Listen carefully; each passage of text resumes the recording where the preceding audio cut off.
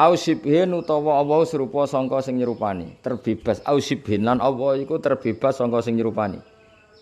Karena tadi enggak mungkin kekuatan apapun mirip kekuatannya Allah Ta'ala. Misalnya dari segi kodim saja sudah enggak mungkin tertandingi. Dari segi kodim saja sudah enggak mungkin tertandingi. Misalnya ada orang sakti sesakti apapun, paribasanya bisa menghancurkan matahari. Tetap dia wujudnya itu setelah enggak ada. Itu aja sudah beda dengan Allah. Misalnya suatu saat ono monster sing iso ngancurno matahari.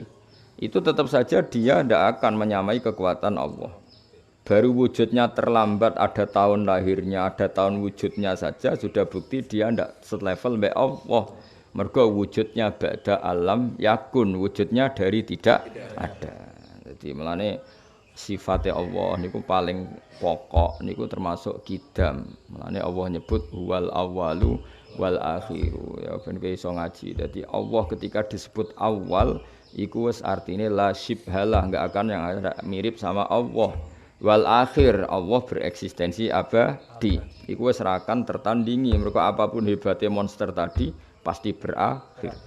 Mane Allah dengan bangganya, dengan fakhrnya, dengan kibrianya, dengan sombongnya, memang sifat sombong itu bagus untuk Allah Subhanahu wa taala. Jadi walahul kibriya fis samawati wal ardi. Mulane sombong iku sifat sing diharamno kanggo makhluke, mergo khusus ning Allah Subhanahu wa taala.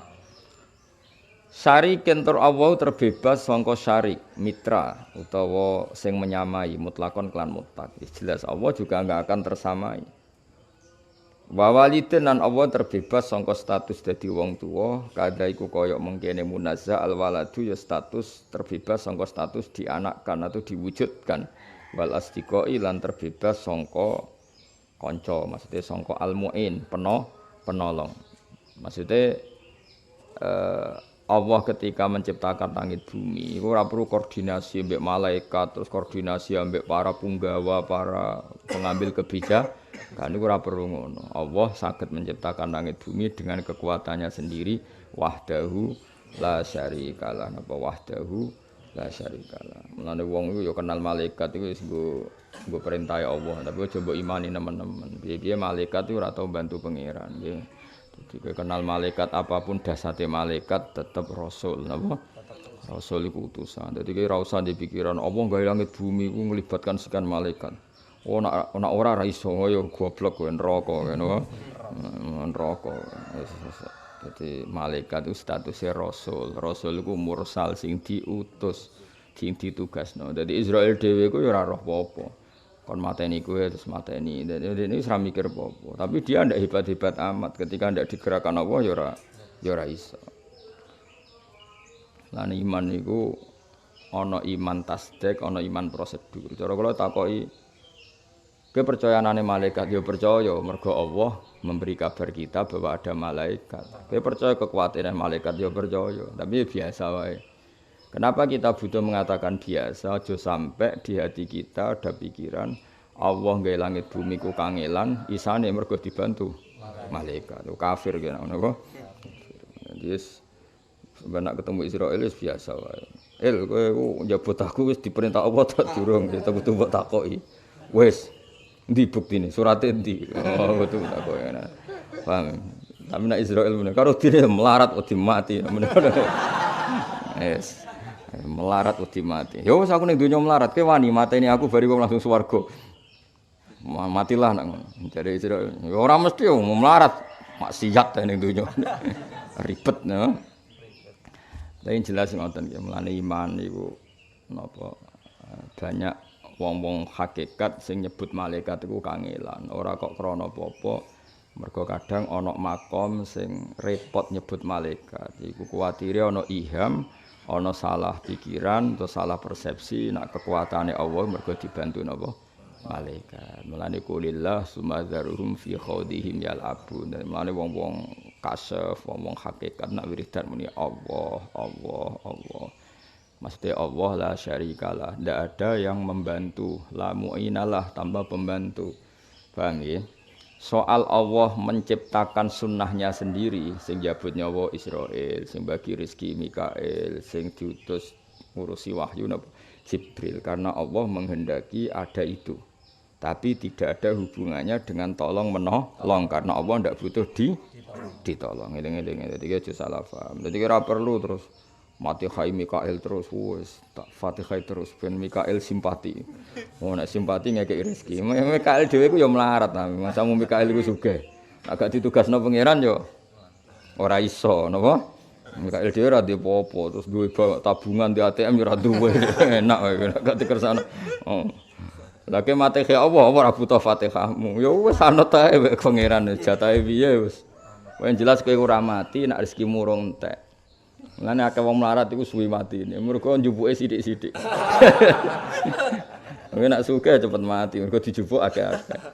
Tapi wong sugih ora cepet mati, saking akeh donyane dijupuk akeh-akeh ijek uta. Wong melarat kok mati, mergo jatahe suwidik dijupuk ya wis. Entek ya. Nek ben awet urip, sedina mangan sak puluhan. Kuwi ku awet mesti. Mergo ning kono misale jatah 2 pintal mbok jupuk sak puluhan iku awet. Wis jatahe mok 2 pintal mangane tanduk. Wah, wis tepentek kenapa? Tepentek. Wong iku mati sakwise jatah rezekine. Tek.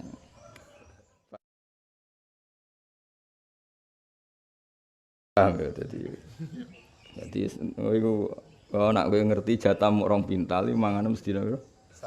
10 sedina 10. Iku awet iku.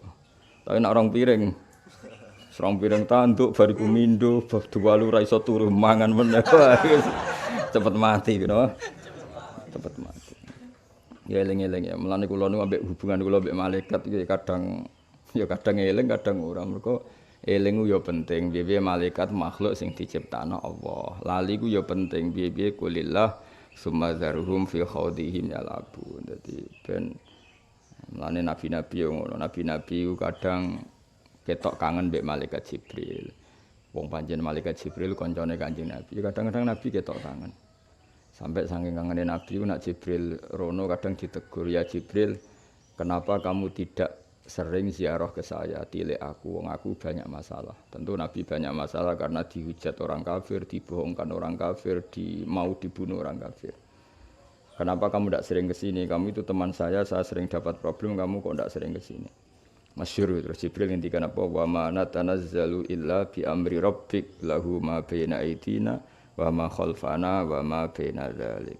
Saya ini ndak bisa turun ke kamu kecuali atas tugas. Jadi ra iso malaikat kangen-kangen sampai Kanjeng Nabi kurang apa nih Kanjeng Nabi. Wak peleke Jibril. Iku kangen malaikat Jibril ra iso terus di WA rene Jibril ora iso. Tetep ora iso, tetep wis ketep prosedur. Mulane wa ma natanazzalu illa bi amri rabbik lahu ma baina aidina wa ma khalfana wa ma baina dzalik. Terus malaikat Jibril matur kanjeng Nabi, kowe tenang emat senajan aku ora sering turun ning kowe bela kowe ketika dimusuhi wong kafir wa maka rabbuka nasiya. Kira usah kuwatir pangeranmu ora bakal lali. Dadi kamane cara Jibril cek aku medun cek gak medun tetep kowe dalam riayatillah dalam tanggungane Allah iki jenenge apa wasfir li hukmi rabbika fa innaka bi ayunina ya dadi kowe ngene iki tenang ae cek Mikail gak kenal kowe tetep Allah ijek eling nak gawe kowe lah berhubung Allah eling nak gawe kowe ya eling nak kowe butuh mangan butuh rabi terus butuh ngayal butuh nglamun dituruti kabeh ya sedurunge nyata dituruti apa Kowe yakin nek apa eling Gusti jenengan mun sing damel kula. Ijek eling kula. Ya eling jute kere ya mangan ora eling piye jute. Jute kere ya bagi. Guyu-guyu dhewe pinggir kali, Pak. Jute kere ya apa? Ya eling-eling ya. Dadi mulane ngaji ku angel-angel gampang. Kowe lali malaikat ya salah. Piye malaikat diciptakno Allah.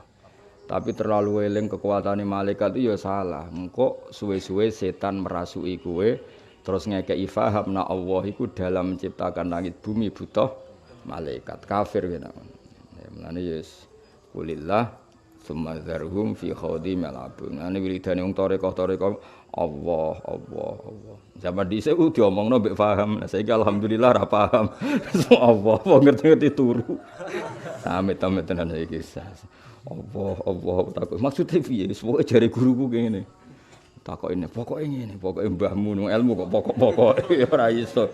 Ilmu iku ana tadabbure, ana ta'amule. Mergo muni Allah iku ben Ora ana kekuatan kecuali kekuatane Allah Subhanahu wa taala. Jenenge la haula wala quwata illa billah.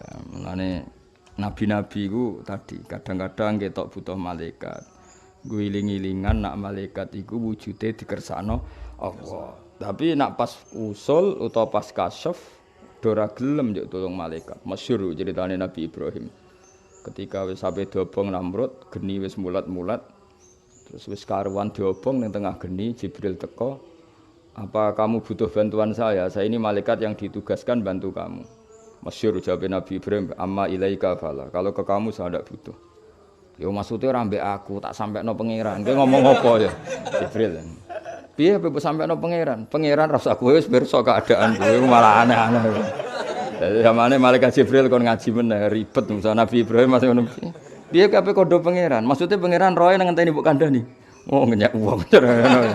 Ya pangeran wis pirsa tanpa mbok kandhani. Iku jenenge maqamul khullah. Nah pas iku Ibrahim dengan kekuatan Khalilur Rahman apa? Dia lebih dekat Allah ketimbang Jibril saat itu.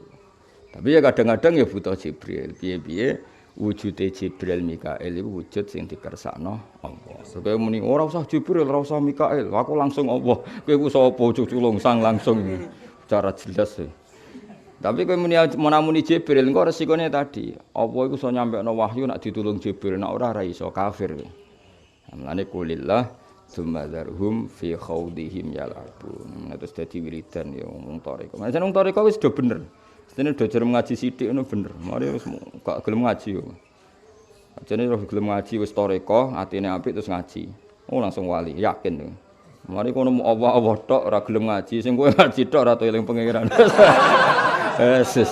Dadi kono ora dadi wali mergo goblok, sing kowe ora dadi wali mergo wangkot, mergo ora tau. Oh wis akhire bulet. Apa? Bulet nganti wis rame-rame donya. Tapi kira usah nyesal ngene iki yo kersane Allah. Wujudem sing ngene iki yo kersane Allah. Yo wis ditulis nang Mahfud, karirem wis tok kene iki tok yo kudu rido apa? Gak rido malah neraka, no? Nah, kenapa Kang bodoh kok gak nyesal? Lo wajib rido mek kodok-kodok. Makome rido mek kodok. Podok bodoh ya tenang, ra di prestasi ya tenang. Kok tenang Kang modal gak di karir? Rido mek kodok. Makome wis dhuwur, no? Rido mek kodok.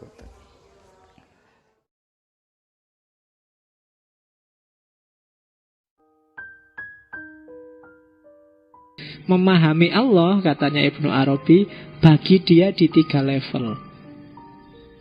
Allah tidak ujuk-ujuk dia sendiri terus misah dengan Allah. Tidak, Allah itu dia punya 3 martabat. Martabat yang pertama adalah martabat ahadiyah. Ahadiyah itu Allah apa adanya, yang laisa kamislihi syai'un. Akalmu gak akan nyampe memahami Allah. Dia tidak seperti apapun.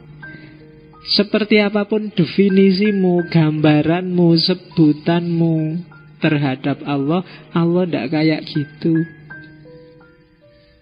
Karena akal kita terbatas, Allah tidak terbatas. Akal kita hanya laku untuk yang punya ruang dan punya waktu. Tapi Allah tidak punya ruang dan tidak punya waktu. Ya kan? Akalmu itu kan tidak berdaya. Kalau di luar ruang, di luar waktu sudah nggak nyampe sudah. Yang tidak terbatas saja akalmu sudah nggak nyampe. Berapa angka paling besar? Nggak akan nyampe pikirmu. Berapa ya angka paling besar itu ya? Selalu ada yang di atasnya. Atau berapa angka paling kecil nggak?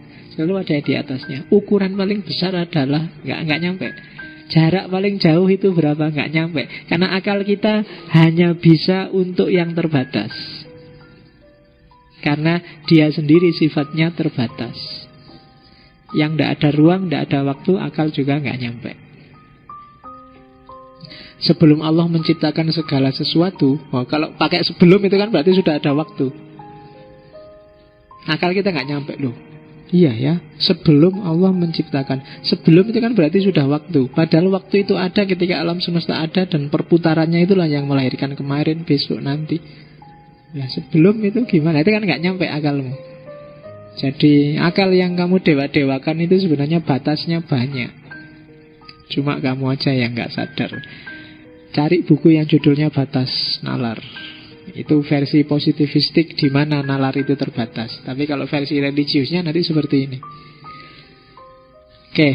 Nah, karena Tuhan itu tidak bisa dinamai, tidak bisa dijangkau, tidak bisa dijelaskan, tidak bisa diakses oleh pikiran, satu-satunya jalan untuk memahami Tuhan di level ahadiyah itu nanti yang disebut teologi negatif. Selalu harus kamu negasikan apapun temuanmu, apapun pikiranmu, apapun definisimu, penjelasanmu tentang Tuhan. Tuhan pasti tidak seperti itu. Itulah nanti yang disebut teologi negatif. Negasikan semua. Karena Tuhan ada di balik itu semua. Pikiranmu gak akan nyampe, penjelasanmu gak akan menjelaskan yang sesungguhnya. Jadi itu level yang pertama. Ada level yang kedua, yaitu level wahidiyah. Level wahidiyah ini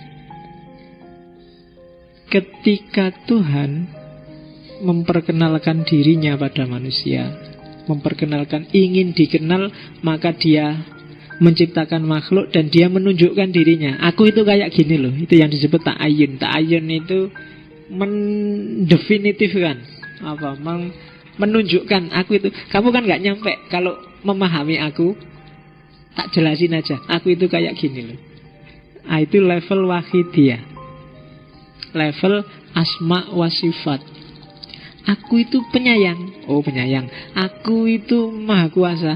Aku itu adil. Aku itu kan Allah sendiri yang mendefinitifkan dirinya. Nah, ini sudah level selanjutnya dari ahadiyah. Namanya wahidiyah. Asmaul Husna yang 99 itu level wahidiyah. Ini ya masih Allah, cuma Allah yang mendefinisikan dirinya sendiri. Ke level wahidiyah namanya. Apakah Allah itu penyayang seperti gambaranmu? Aslinya enggak. Tapi dia penyayang. Buktinya apa? Dia menyayangi alam semesta. Dia adil kepada makhluknya. Maka ada yang bilang level wahidiyah itu adalah level perbuatannya Allah. Jadi ketika Allah melakukan sesuatu, dalam tanda petik ya, melakukan itu, dari situlah lahir wahidiyah. Level yang kedua, Allah yang Maha Esa, Allah yang Maha Kuasa, Allah yang Maha Pengatur. Pokoknya semua Maha yang kamu atributkan pada Allah, itu Allah di level wahidiyah. Kalau bahasanya Asy'ariyah ya level sifat. Dan kalau Ibnu Arabi mirip Mu'tazilah, bagi Ibnu Arabi ya sifat sama zat itu jadi satu.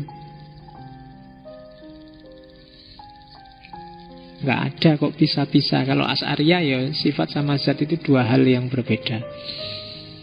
Oke, itu level kedua. Jadi itu yang disebut emanasi paling suci, Faidul Aqdas. Jadi limpahan Allah yang pertama itu dirinya sendiri.